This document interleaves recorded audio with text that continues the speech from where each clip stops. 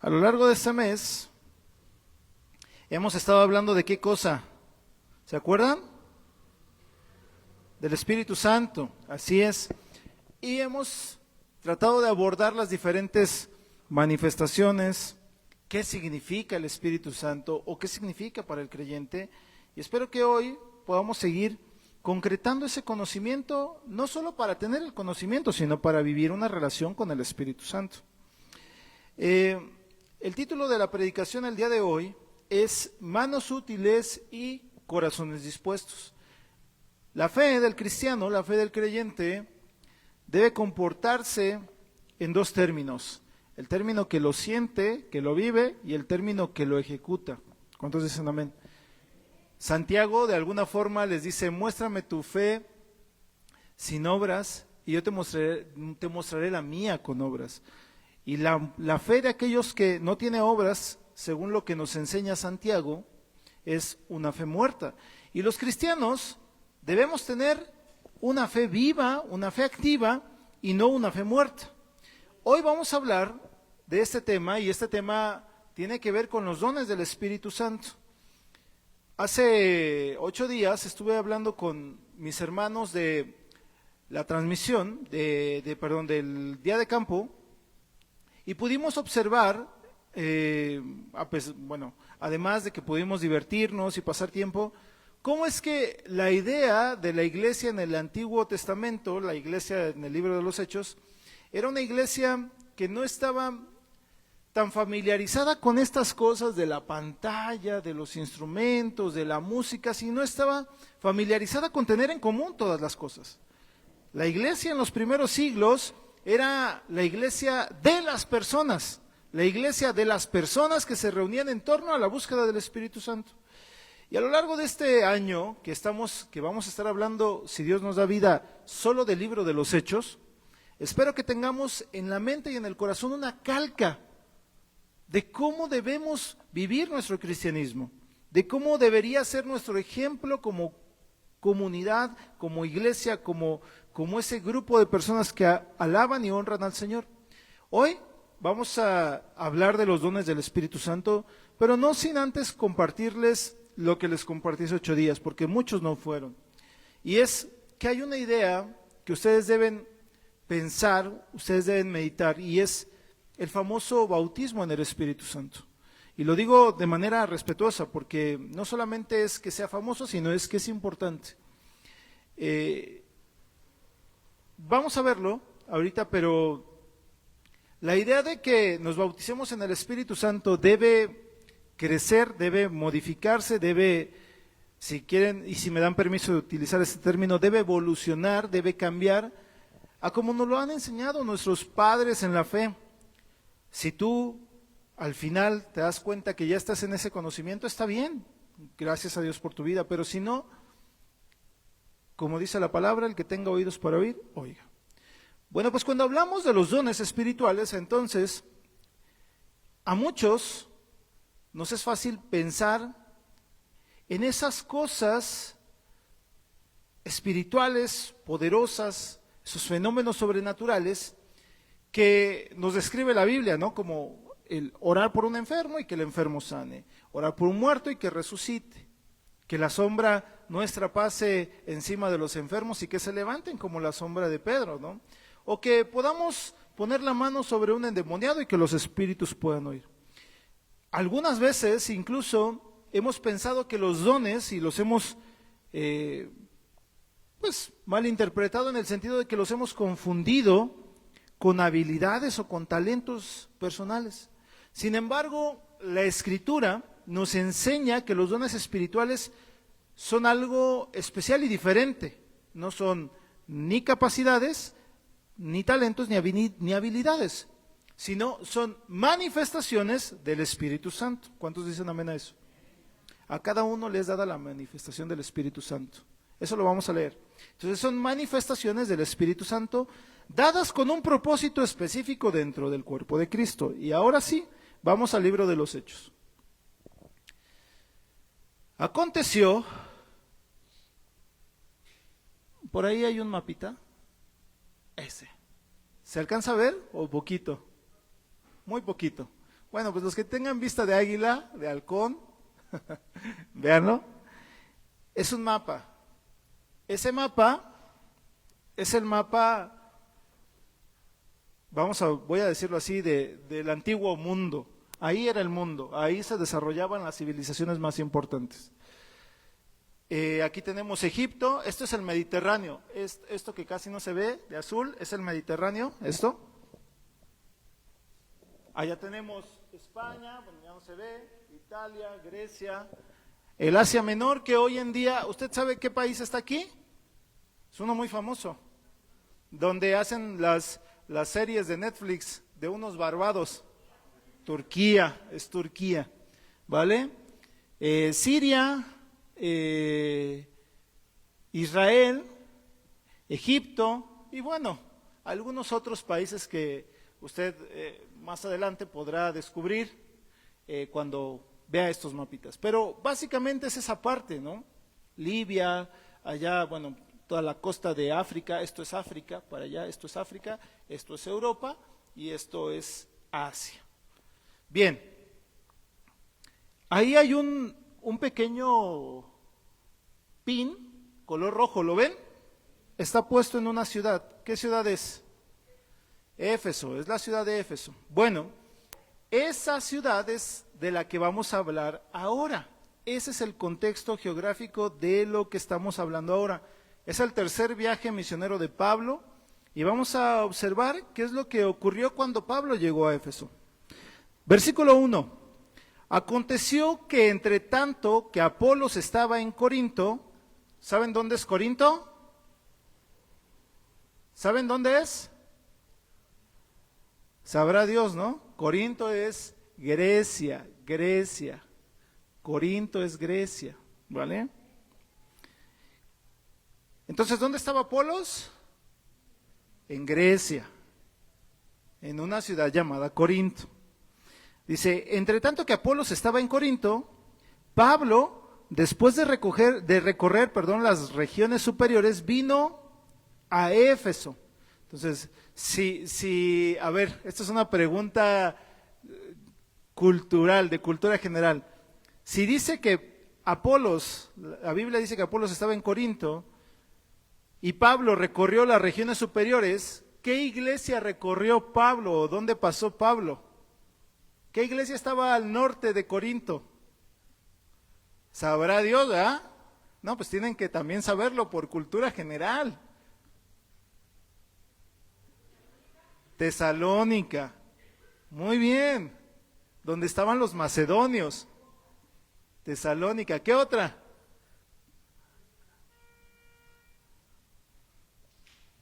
¿Ahí no se ve? No, no se ve. Ah, sí, ahí se alcanza a ver. No, una donde es un puerto de gente rica, que Pablo dice, una y otra vez me mandaron para mis necesidades, ¿se acuerdan? ¿No? Filipos, pues, les doy la respuesta. Arriba, Filipos, Tesalónica, Corinto, están en Grecia, ¿vale? Entonces, dice la palabra que mientras Apolos se quedó en Corinto, Pablo, después de recorrer el norte de la ciudad, vino a Éfeso. ¿Y Éfeso dónde está? Ahí es así, se ve en su mapita. Está en Turquía. Cambió de continente, ¿vale? Y halló, ¿a quién? A unos discípulos. Pregunta, ¿discípulos de quién? ¿Discípulos por qué? ¿Por qué? Si se supone que la predicación del evangelio es aquí, miren. Aquí está Jerusalén. Jerusalén aquí está. Y Pablo estaba acá. ¿Por qué había discípulos ahí?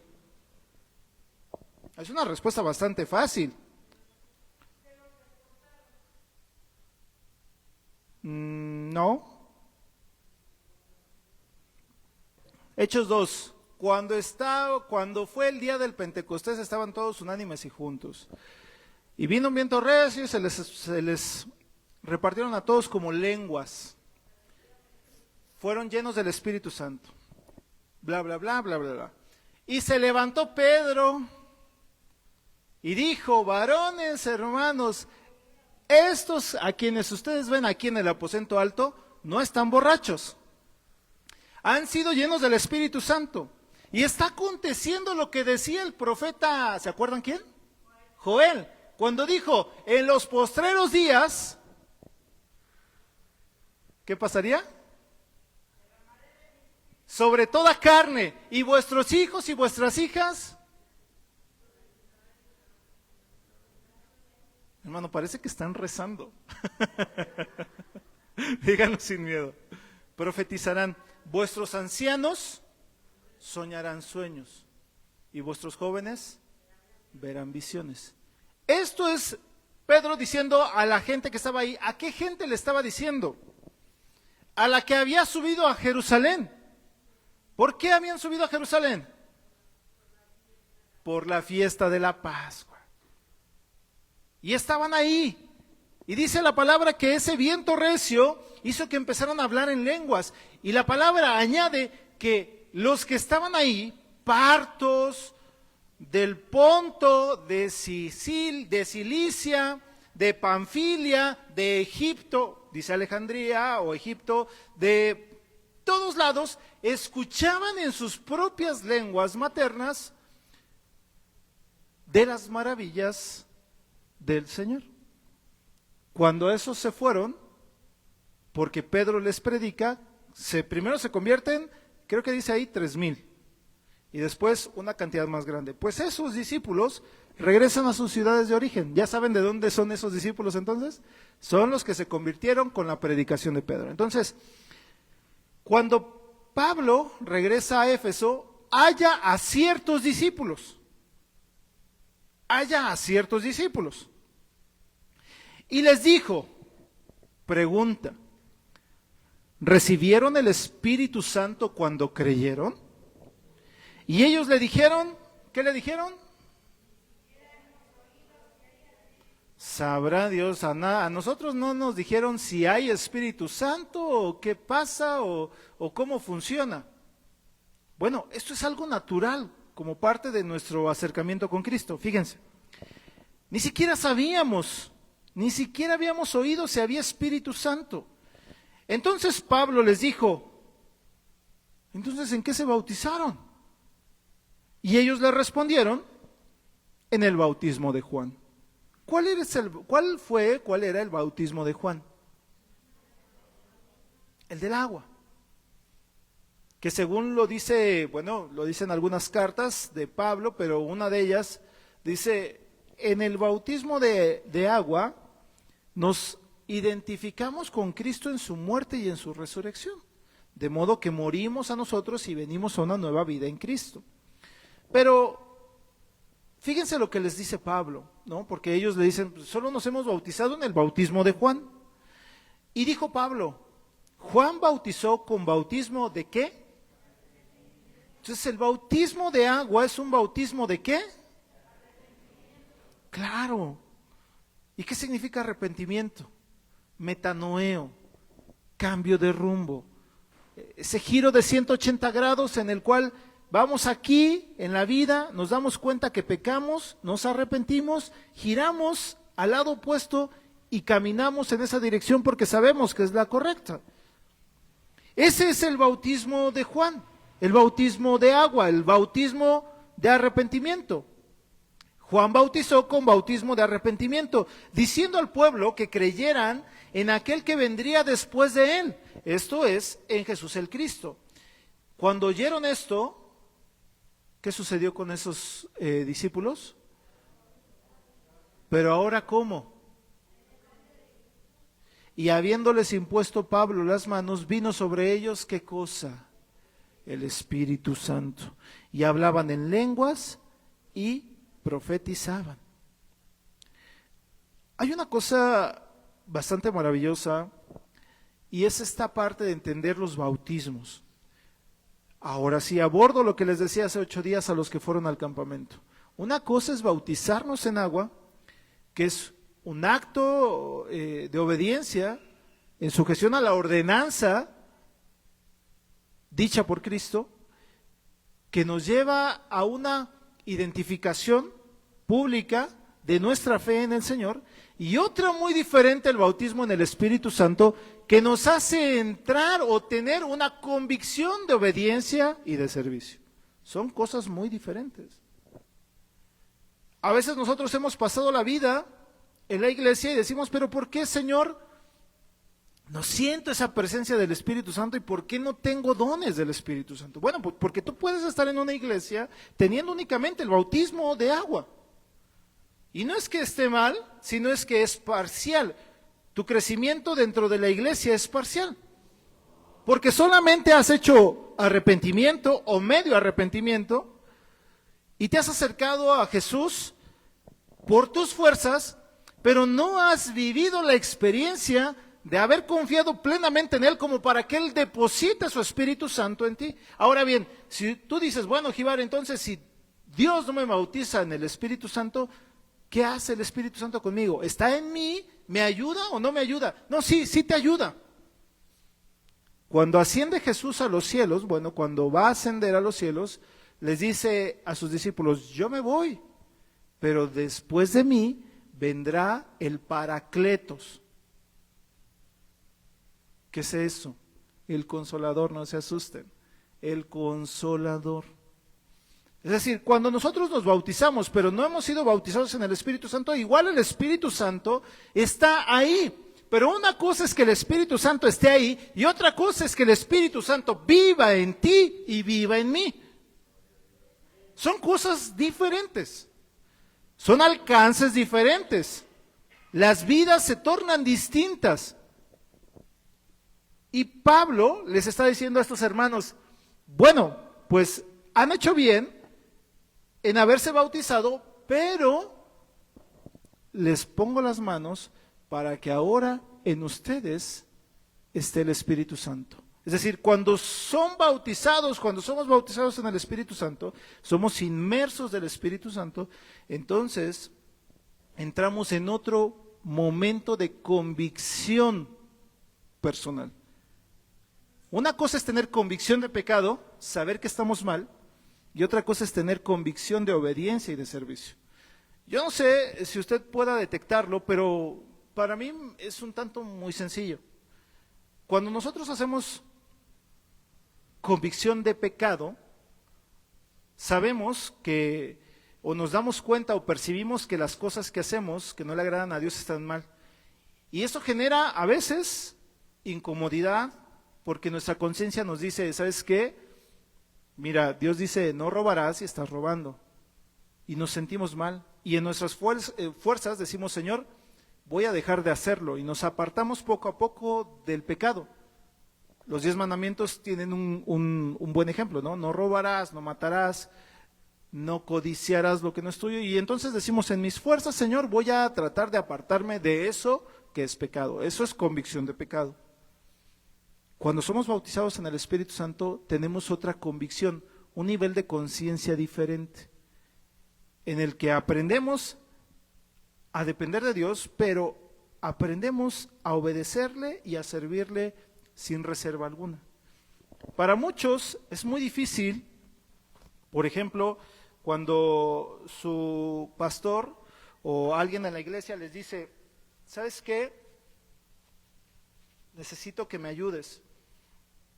Yo como pastor les puedo decir que en mi experiencia de todos estos años de haber servido, he visto todos esos casos, ¿no? Casos en el que las personas apasionadamente dicen, sí, pastor, voy a hacer lo que me pide y lo voy a hacer de corazón y no va a importar nada. Y he visto los otros casos, ¿no? Donde le dicen al pastor, mire, va a disculparme, pero tengo otra cosa más importante que hacer. Lo que sea, ¿no? No hay tema con eso. Cuando nosotros somos bautizados en el Espíritu Santo, esa conciencia de servicio al Señor, esa conciencia de obediencia al Señor, nos lleva a vivir una vida entregada en plenitud al Señor. De tal manera que no pasa un día sin que queramos hacer la voluntad de Dios, sin que queramos obedecer lo que Dios nos pidió, ya sea predicar el Evangelio, cuidar al enfermo, ayudar a la viuda, ayudar al que está en la calle, que no tiene que beber, que no tiene que abrigarse, que no tiene que comer. Todos los días nos parecen el momento perfecto y la excusa perfecta para hacer algo para el Señor. Pero cuando no somos bautizados en el Espíritu Santo y nuestra convicción de obediencia y de servicio no son reales y no han llegado a nuestra vida, no son parte de nosotros, entonces es más fácil decir, bueno, si hay un grupo de personas de la iglesia que va a ir a orar a los hospitales, bueno, yo tengo otra cosa que hacer, que es más importante. O si hay un culto allá, pues vale menos porque pues no está aquí en el salón. O si en algún momento llega, por ejemplo, el tiempo de predicar, algunos dicen, bueno, yo no predico porque no sé, porque no me aprendo los versículos. No, cuando somos bautizados en el Espíritu Santo no encontramos pretexto alguno para servirle de manera entera al Señor. Mire, tan fuerte es el bautismo en el Espíritu Santo para convicción de servicio y de obediencia, que un día hubo un hombre llamado Felipe que fue llevado por el Señor al desierto y se encontró con un etíope que iba leyendo las Sagradas Escrituras. Y aunque leía las Escrituras, y Dios estaba con él porque ya había hecho convicción de pecado, por eso leía las Escrituras, no había sido bautizado en el Espíritu Santo. Y tan fuerte fue que cuando llegó el momento de que Felipe le explicó sobre los profetas, sobre los libros de la Torá, acerca de lo que Jesús decía, este hombre no encontró pretexto alguno para que al ver un pequeño cuerpo de agua dijera, ahí hay agua, que impide, Felipe, que me bautices. Cuando somos bautizados en el Espíritu Santo, no encontramos pretexto suficiente para decirle al Señor y a las cosas que Él nos pide, no, espérame, aguántame. Un día Jesús va caminando con sus discípulos y se acerca un muchacho y le dice, maestro, bueno, ¿qué he de hacer para heredar la vida eterna? Y Jesús le dice, ¿por qué me dices maestro bueno? ¿No? ¿Por qué? Y le dice Jesús, dice, bueno, pues ya has leído los mandamientos, ya conoces de ellos.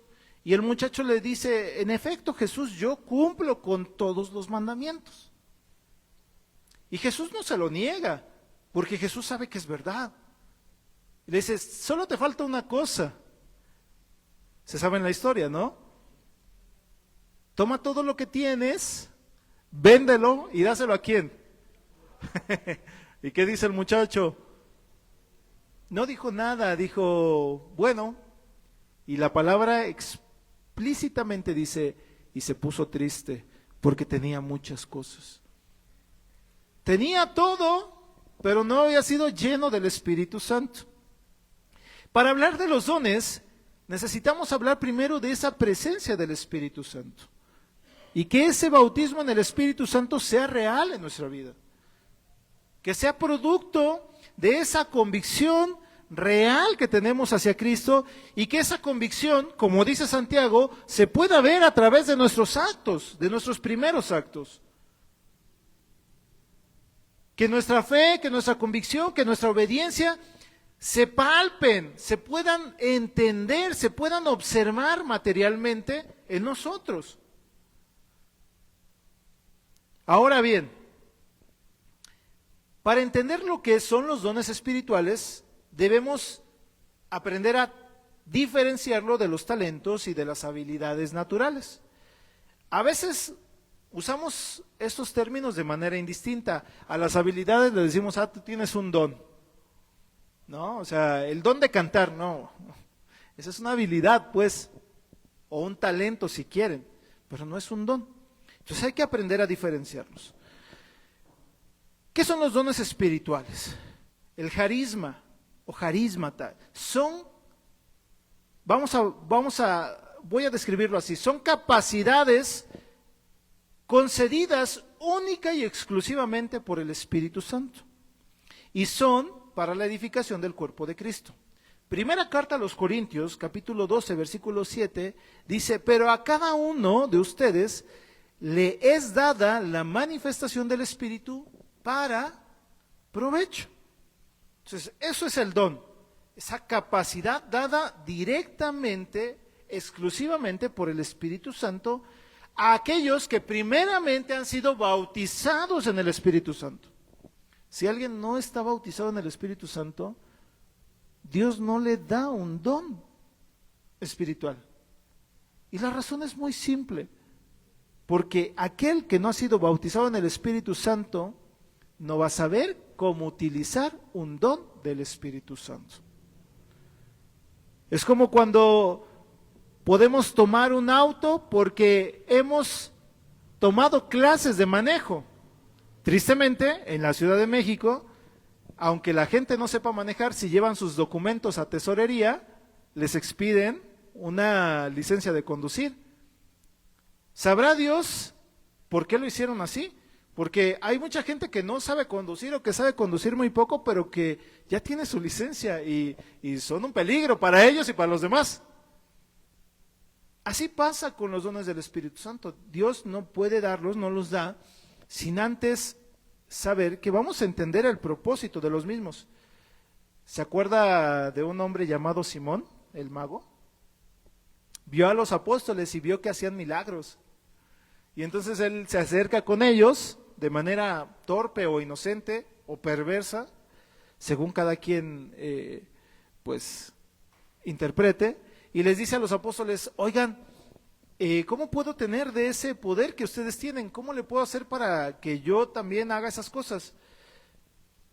Y les dice: es más, si ustedes me ayudan, yo les doy una lanita. Y los apóstoles lo reprenden. No es así, le dicen a Simón el mago, no es así. Porque el Espíritu de Dios cumple con propósitos. ¿Qué son los talentos? Los talentos, bueno, no hablamos del dinero, pues antes se le llamaba talento a una unidad de dinero. No, hablemos de el talento en cuanto a habilidad. Bueno, son aptitudes, capacidades de alguien para hacer algo, una tarea o un fin. Como los que nacen con esa capacidad de nadar, por ejemplo.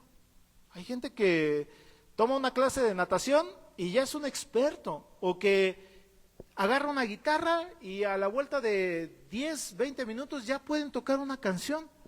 O hay gente que canta así sin haber tomado jamás en la vida una sola clase, canta. Tiene un talento, tiene una capacidad natural para alguna cosa. ¿Y qué son las habilidades?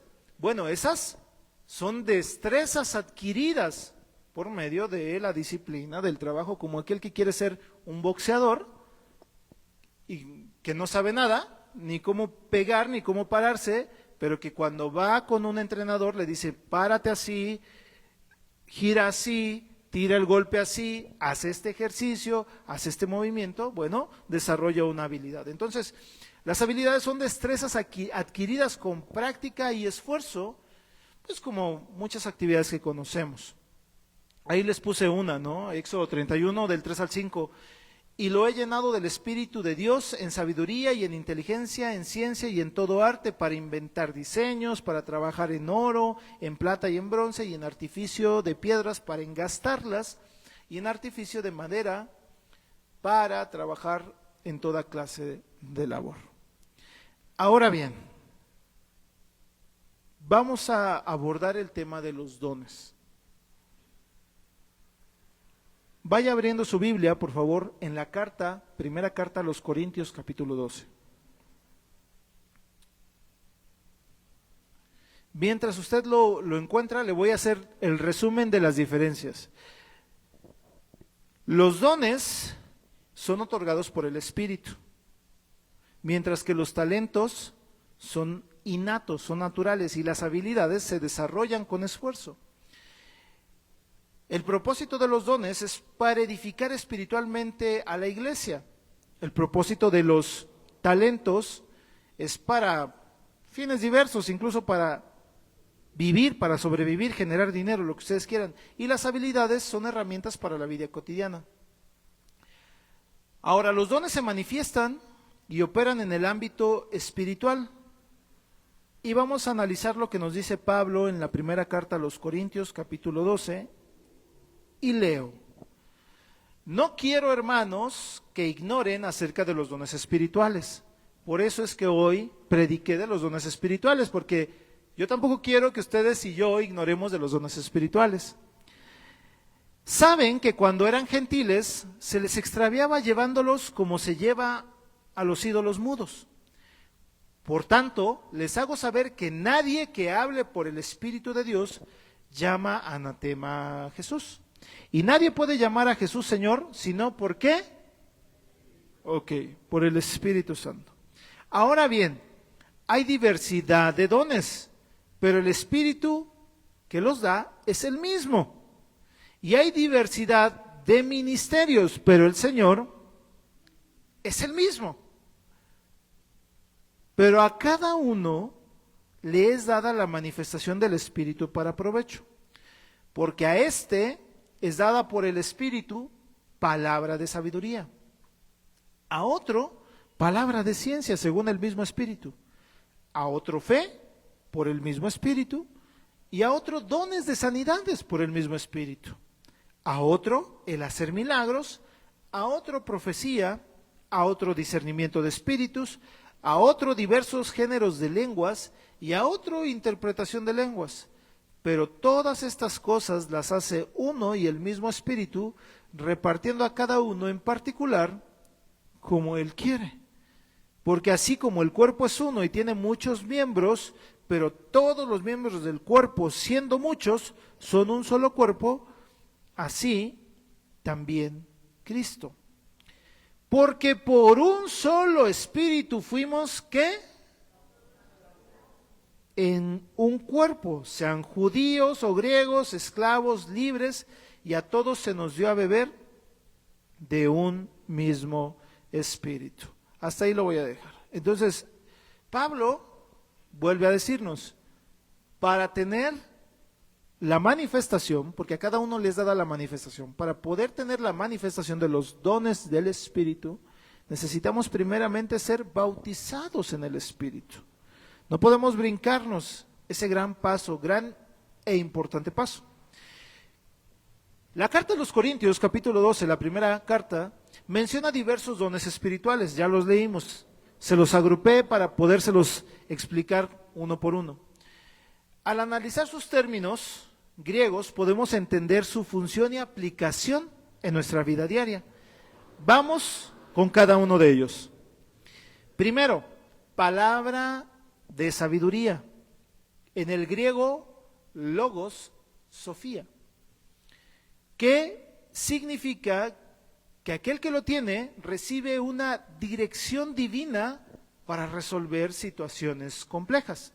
No solamente es inteligencia, es algo superior, porque hay muchos, y hoy en día nos estamos llenando de eso, de estos famosos coach de vida, gente a la que le pagas por darte un consejo para resolver tus problemas del diario. Bueno, no, este don va más allá de eso, es palabra de sabiduría, es una dirección divina para resolver situaciones. Por ejemplo, cuando un pastor enfrenta una división en la iglesia, hace muchos años, siempre me acuerdo de esta experiencia que tuve, de las primeras cosas que me puso a hacer el apóstol Gabriel, fue afrontar el tema de una división en una iglesia. Yo no sabía, pero teníamos un viaje planeado a un estado de la República y siempre íbamos juntos. Un día, de la nada dijo, hijo, tenemos que ir allá, al estado, tenemos que ir a visitar a los hermanos. Y dije, bueno, y yo me preparé, dije, bueno, preparo mi maleta, preparo mis cosas y cuando me diga que nos vayamos, nos vamos. A último momento, estábamos por salir y en ese último momento alguien le habla por teléfono y le dice, pastor, es que fíjese que hay un problema aquí en la Ciudad de México y no sé qué tanto. Y bueno, yo veía la cara del apóstol así como medio preocupada porque decía, híjole, ¿y ahora cómo le voy a hacer? Terminó su llamada, no pasaron más de 2 minutos, voltea, me ve y me dice, Gibar, vas a tener que ir solo allá con los hermanos. Y dije, bueno, pues, qué cosa. Ya para ese momento yo ya predicaba una que otra vez, y ya no tenía ese nervio, esa sensación de no poder hacerlo, ya lo había superado y me dice, bueno, pues ve allá. Y le dije, ¿qué hay que hacer? Me dijo, cuando llegues allá vas a saber qué es lo que hay que hacer. Yo creo que parte del por qué lo hizo así fue para no predisponerme, no asustarme, no generarme un conflicto interno antes de llegar. Bueno, llego y yo no entendía lo que sucedía. Llego a la casa del pastor, aparentemente todo está normal. Llegué un sábado y estuve con ellos como lo había hecho en las 2 ocasiones anteriores a esa. Me llevaron a comer ahí a la calle, después regresamos, estuvimos ahí en su casa, me dejaron descansar un poco en la recámara que me prestaron. Me dijeron, bueno, mañana es el culto, y como siempre me preparaba, me acosté temprano, preparé un mensaje. Ellos no me habían dicho hasta ese momento que yo iba a predicar. Siempre aprendí a estar preparado para predicar si era necesario. Llegó el siguiente día, el día domingo, nos paramos, todo bien, hermano, de verdad se los digo que todo bien. Llego a la iglesia y algo curioso que pude sentir, y lo recuerdo hasta el día de hoy, es estas sensaciones que son de un ambiente extraño. No hay otra mejor manera de explicarlo, pero un ambiente extraño. Y dije, bueno, no sé, o sea, no es que me hayan hecho una grosería, no fueron feos conmigo, simplemente yo entré a la iglesia y yo sentí raro, o sea, me sentí como en un ambiente extraño. Y bueno, igual es mi imaginación, igual, no sé. El pastor, antes de empezar el servicio, me dijo, Gibar, ¿puedes predicar? Y le dije, sí, claro. Bueno, se sentó el pastor con su familia. La iglesia era de 2 columnas de sillas, una columna a la izquierda y una a la derecha, y en medio era el pasillo. Se sienta el pastor con él tiene 3 hijos, se sienta con 2 de ellos, los más chicos, y pues se sientan las personas, y llega el otro muchacho, el más grande, y se sienta del otro lado, con un grupo de personas atrás. Y yo siempre, como he sido o he tratado de ser dicharachero y de romper esos hielos y de hacer que se sienta cálido el momento, como lo he hecho aquí, algunas veces les digo, ay, hermanos, pues saluden a los que están ahí a su lado, denles un abrazo. Empecé a notar algo curioso, que los de una columna de sillas no saludaban a nadie de los de la otra columna, y lo mismo los de esta columna no saludaban. Los de la derecha no saludaban a los de la izquierda, ni los de la izquierda a los de la derecha. No los volteaban a ver, como si no existieran, como si se estuvieran ignorando a propósito. Y dije, qué raro, o sea, no sé, a lo mejor les da pereza avanzar unos pasos y lo que sea, ¿no? Bueno, hubo un tiempo de alabanza bien raro y llegó el momento de la predicación. Previamente, unos 2, 3 minutos antes de la predicación, se acerca uno de los hijos, no, sí creo que fue uno de los hijos o la hija del pastor, y me dice, Gibar, solo quiero decirte para que sepas que hay un gran problema entre mi padre y mi hermano mayor. Y todos esos que están atrás de mi hermano mayor están peleados con todos los que están atrás de donde está mi papá. Ese fue el anuncio que ella me dio, o que él me dio, no me acuerdo cuál de los hijos me dijo, y me dijo así casi como de, ahora sí arráncate, ya con ese contexto, arráncate. Cuando empecé a abrir la Biblia, yo dije, Señor, mientras yo abría la Biblia y buscaba el pasaje que había preparado para predicar, yo decía, Señor, pero esto que voy a predicar siento que no va a servir absolutamente de nada. O sea, no porque la Biblia no sirva, pero no para el momento. Afortunadamente, yo había algún tiempo atrás escuchado una predicación del propio apóstol y me había quedado con pedazos de esa enseñanza. Era la enseñanza de la obediencia, de la desobediencia de David y de la desobediencia de Saúl. Él las había utilizado para hablar de la división y yo dije, de ahí soy, de ahí agarro y de ahí me arranco.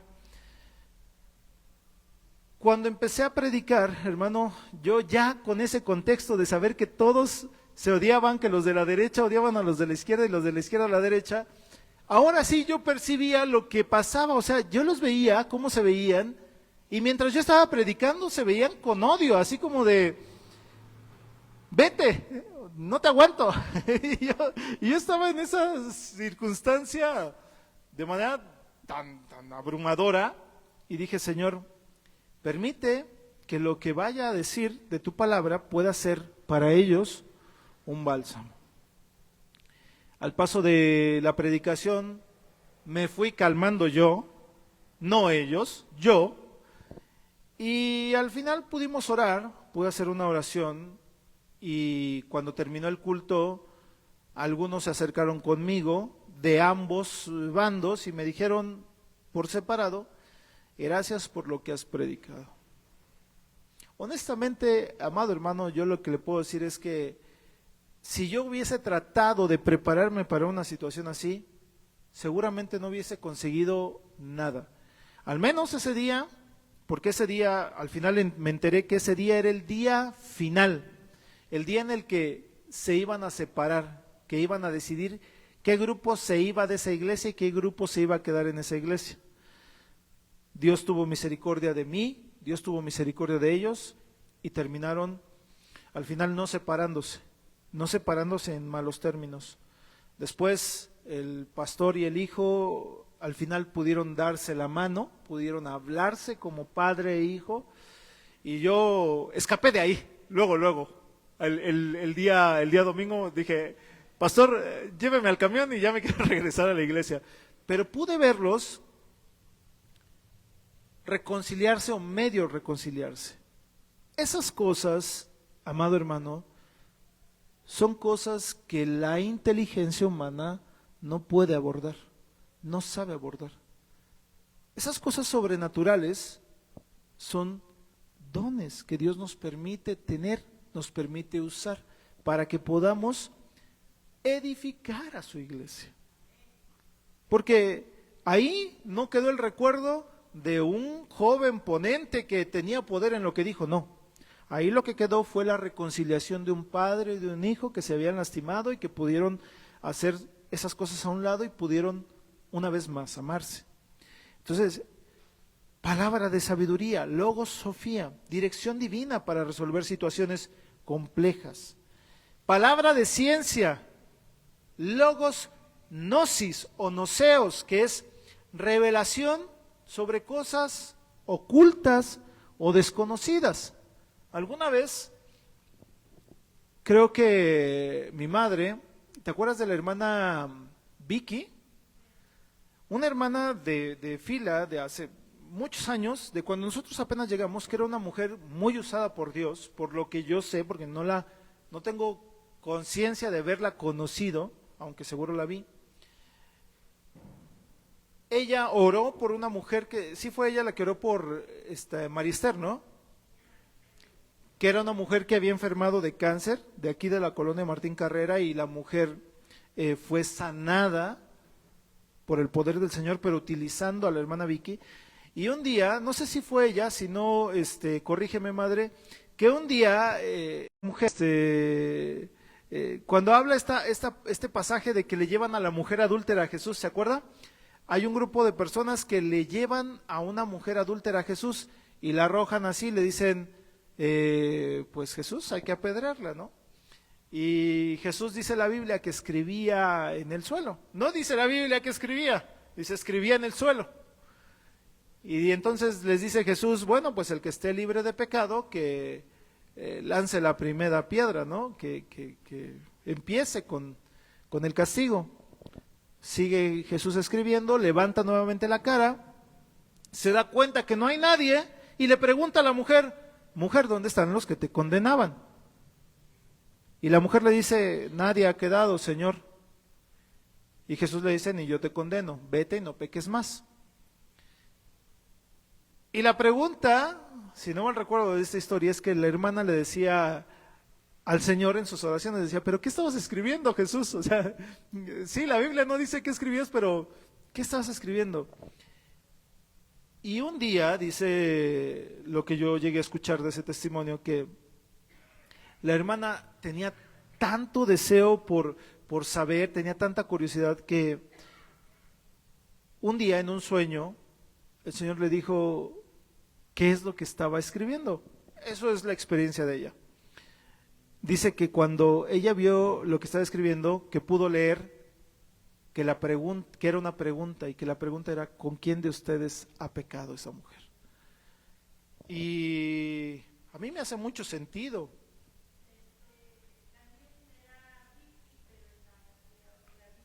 Entonces era otra, pero ese es el testimonio, ¿no? Cuando nosotros tenemos palabra de ciencia, hay cosas que se nos revelan a nosotros, cosas que son ocultas o desconocidas. Entonces, eso es palabra de ciencia. Dice además discernimiento de espíritus, diacrisis neumatón, que significa la capacidad para distinguir entre el Espíritu Santo, el espíritu humano y los espíritus malignos. Hoy en día hay una terrible ceguera respecto a esto. Mucha gente que dice, pues voy a hacerme una limpia, ¿no? Porque pues, así me voy a curar. ¿Por qué a nosotros nos causa tristeza y preocupación que la gente ande así? Porque no distinguen entre el Espíritu de Dios y un espíritu maligno. Y hay cristianos que a veces no distinguen entre el Espíritu de Dios y el espíritu humano. A lo mejor distinguen el maligno, pero no entre el Espíritu de Dios y el espíritu humano. ¿Y cómo puede eso ser real o cómo puede parecer o aparecer en nuestras vidas? Bueno, cuando nosotros queremos, por ejemplo, convertir a las personas, nosotros no convertimos a nadie a Cristo. Nosotros hablamos del Evangelio y dejamos que el Espíritu de Dios sea el que produzca el crecimiento en esa persona. Entonces, aquel que tiene discernimiento de espíritus sabe reconocer en las situaciones si el espíritu que está obrando es el Espíritu Santo, el espíritu humano o un espíritu maligno. Por ejemplo, hay gente que está en la iglesia y que empieza a decir, así dice el Señor, pueblo mío, arrepiéntete, he visto tu oración, etcétera, etcétera, etcétera, etcétera. Cuando alguien tiene discernimiento de espíritu, puede detectar si esa persona está profetizando en el espíritu o está profetizando en su carne. Ese es el discernimiento, o de esa forma puede también trabajar el discernimiento de espíritus. Esos son los dones de revelación. Vamos a terminar, voy más rápido. Dones de poder. El don de la fe, que no es esta fe que nos salva, sino una fe sobrenatural que nos permite hacer cosas sobrenaturales, ¿no? Es una fe que mueve montañas. También está el don de sanidad. Es muy simple de entender, ¿no? Esta capacidad que Dios nos da para poner las manos sobre otros y sanarlos. Pablo tenía un don bastante potente en cuanto a sanidades, tanto que le traían una prenda de algún enfermo, oraba por la prenda, se llevaban la prenda, se la ponían al enfermo y el enfermo se curaba. También Pedro era potente, ¿no? Pasaba por la calle, la gente decía, ahí viene Pedro, saquen a los enfermos. La sombra les pegaba a los que estaban enfermos, no había necesidad de orar por ellos, de manera personal, y los enfermos eran curados. Jesús ni se diga, ¿no? Jesús escupió, hizo barro, lo puso en los ojos de un ciego y el ciego se curó. Hay esos dones de sanidades. Hay personas que los detectan de manera puntual. Por ejemplo, el pastor Gabriel, él decía que siempre que oraba por un asmático, siempre su oración por el asmático producía un milagro. Aunque él había visto otros milagros, decía, hijo, yo creo que Dios me permitió tener el don de sanidad, pero por los asmáticos, ¿no? O sea, cada vez que oro por un asmático siempre resulta positiva la oración porque Dios siempre sana. Y hay otros que oran por la gente que está con diabetes, con algún padecimiento y son curados. Pero esos son los dones de sanidades. Hay don de milagros, obras que desafían las leyes naturales y que glorifican al Señor. Hay otros dones, otro grupo de dones, los dones de inspiración. Primero, el don de la profecía, que es profeteia, o que viene de profetés, el que habla en lugar, y que sirve para inspirar a los demás, para edificarlos, para exhortarles, para redarguirles, para consolarles, según por ejemplo lo dice Corintios 14:3. Hay diversos géneros de lenguas y estos son un poco más complejos. Algún día tendré solo una clase de estos dos últimos dones o tipos de dones. Diversos géneros de lenguas que tienen que ver con geneglosai o geneglosón y la interpretación de lenguas. Aquí hay dos cosas en las que se parten los cristianos, dos posturas. No voy a decir si una es buena o otra es mala, les voy a describir lo que hay hasta el día de hoy. Un grupo de cristianos, cuando hablan de las lenguas, hablan como si estas fueran idiomas que se entienden, idiomas de la tierra, idiomas propios de los seres humanos. Y hay otras personas que creen, otros cristianos, otro grupo de cristianos que creen que estas lenguas a las que se refiere la carta a los Corintios tienen que ver con lenguas que no se entienden, como si fuesen lenguas no de naturaleza humana, sino de naturaleza pues angélica o de naturaleza divina. Hay todo un tema a desarrollar ahí, pero esas son las dos interpretaciones o las dos cosas que se aceptan en el mundo cristiano, en el cristianismo. Y está el último, que es la interpretación de lenguas, que es aquellos que tienen la capacidad para que si alguien tiene el don de lenguas, puedan interpretarlo. Ahora bien,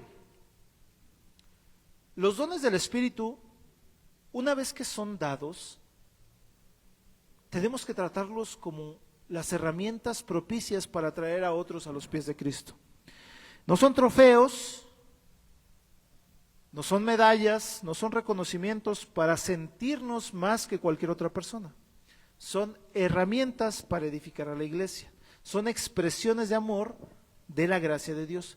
La iglesia primitiva dependía del Espíritu Santo para avanzar. Ellos no dependían de nada, no tenían una ley propia para ellos. De hecho, ustedes saben que a los primeros cristianos los empezaron a matar desde los primeros años.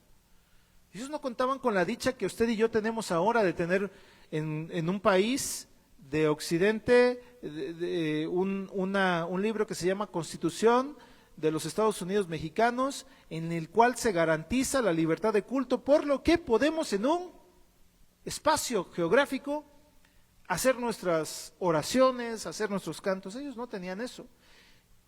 Ellos no dependían del dinero, a ellos no los patrocinaba la iglesia gigante de Estados Unidos, no los patrocinaba ninguna asociación civil, no los patrocinaba algún magnate bondadoso, no. Ellos dependían enteramente de lo que Dios les daba para avanzar. Y así como ellos lo hacían, aunque nosotros ahora tenemos más recursos, debemos aprender a depender primeramente de Dios y no de los recursos.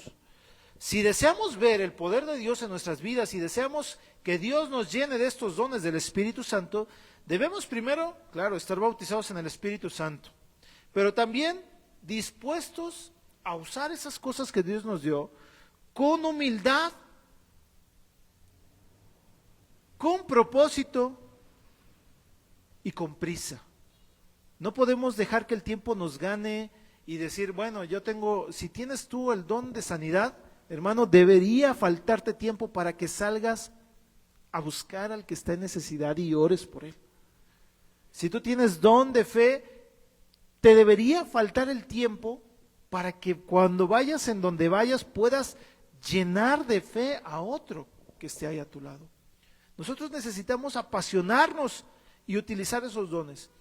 En un mundo donde la fe a veces se vuelve una fe intelectual, una fe fría, los dones espirituales nos recuerdan que no solo se trata de conocer sobre Dios, sino de experimentar de manera viva al Señor. Creo que eso es algo maravilloso que nos ha pasado a nosotros en estos últimos tiempos. Durante toda la Edad Media, la Iglesia Católica Apostólica Romana se encargó de apagar el mensaje de la palabra de Dios. Lo hizo monótono, lo transformó de manera negativa, lo ensució. Y es a partir de estos, pues de los años 60, 70, cuando hubo el avivamiento en Estados Unidos y en algunas partes de Europa, que pudimos tener otra vez esta dicha de tener ese calor del Espíritu Santo obrando de manera especial en los cristianos. No solo se trata de conocer sobre Dios, sino permitir que su Espíritu actúe en y a través de nosotros. Y cierro diciendo algo que quise rescatar de Agustín de Hipona. Los milagros no son contrarios a la naturaleza, sino contrarios a lo que conocemos de la naturaleza. Yo deseo, amado hermano, que cuando pienses en los dones espirituales, no pienses en algo como el fin de tu cristianismo, no pienses que eso es el fin del cristiano. El fin del cristiano no es tener un ministerio, ni siquiera tener un título, ni siquiera tener un don. Ese no es el fin. El fin del cristiano es traer mucho fruto a los pies del Señor. Así que hoy te digo esto, deseo que los dones espirituales sean una realidad en ti y en mí, no como algo que nos permita o que nos haga estar en vanagloria, sino que sean una evidencia de que Dios y nosotros seguimos todavía conectados. Así que te invito a que te pongas en pie y oremos. Padre, en el nombre de Jesús, en esta hora te damos gracias porque entendemos que tú has provisto de dones espirituales para la edificación de tu iglesia, así como también de los ministerios. Quizás nos hemos preguntado, Señor, ¿por qué parece ser que no tengo un don espiritual? ¿O por qué no he visto en mí un don espiritual? Bueno, ahora entendemos que quizás no hemos sido bautizados en el Espíritu Santo, y no es porque tú no quieras, sino porque no hemos avanzado hasta ese punto, no hemos dejado llevarnos por tu Espíritu Santo hasta ese punto, pero hoy deseamos que sea diferente. Deseamos, Señor, que esa confianza plena en ti nos permita ser llenos de tu Espíritu Santo, y que ese Espíritu Santo genere en nosotros y deposite en nosotros las herramientas propicias para edificar a tu iglesia, edificar a tu cuerpo. Sean dones, sean lo que tú quieras poner en nuestro corazón, pero que podamos ser útiles a tu obra. Padre, aquellos que ya tienen dones, porque hay mucha gente que ya ha pasado por esto y que ha tenido un don, que has depositado en él el don, algún tipo de don, pero que se ha alejado de ti y que por lo tanto no pierde el don, sino que lo deja de utilizar o que lo utiliza mal, te pedimos que redargullas sus corazones y que les permitas recordar cuál es el propósito. El propósito es utilizarlos, Señor, para edificar a tu cuerpo, para edificar a la iglesia, para edificar a tu novia, a la novia, Señor, a la cual tú preparas. Señor, si alguno de nosotros tenemos un don que hemos desperdiciado por no usarlo, redarguye nuestro corazón y apresúranos a la necesidad de utilizarlo y a la necesidad de bendecir con él a otros. Señor, los dones espirituales, si bien son regalos, son tu gracia manifestada en nuestra vida, te pedimos que nos enseñes a tratarlos con respeto, con seriedad, pero con prontitud. Y que no nos vayamos de esta tierra sin haber sido bautizados en tu Espíritu Santo, pero sobre todo sin haber traído a tus pies fruto abundante. Te lo pedimos, Señor, en el nombre de Jesús. Amén y amén.